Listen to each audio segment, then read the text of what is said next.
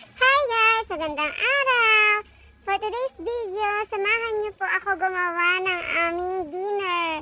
Nag-decide ako na ang dinner namin ay sandwich.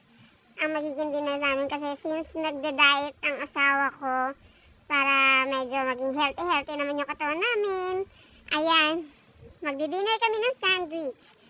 Sandwich with egg and ham pala ito ang gagawin ko na may lettuce.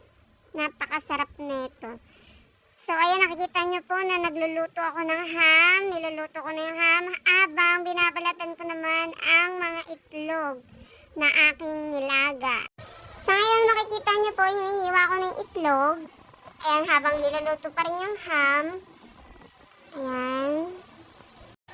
Ang paghiwa ko lang po pala dito, mga mamshis, mga kuyas, mga ates, mga lolos, mga lola, mga daddies.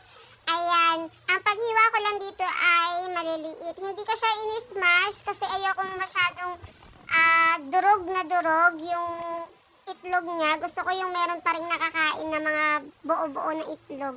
Kasi nagawa ko na to last time na ini-smash ko lang siya.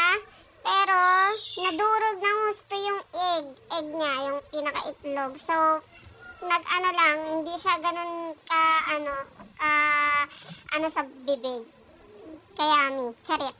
Ayun, ayan na, tapos ko na rin hiwain yung lettuce. Sinati ko lang pala yung sa gitna kasi para kasya siya sa tinapay na paglalagyan ko. Tasty pala yun, yung tinapay na paglalagyan ko. Ayan, makikita nyo naman yung texture nung nilagyan ko na siya ng mayonnaise. May buo-buo siya.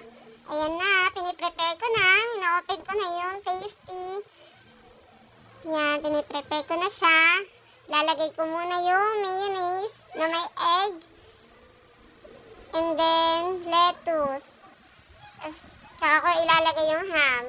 Yan. Ayan lang yung sandwich namin. Napakasimple pero napakasarap. Tuntua si Devin dyan. Panibago daw sa kanyang panlasa ang ginawa ko. Kaya ayan, kain siya ng kain. Hingi pa siya ng hingi dyan. Nakailang sandwich rin siya ng ubos dyan. Kaya naman, naubos namin ang ginawa kong sandwich. Alam po, maraming salamat sa panonood.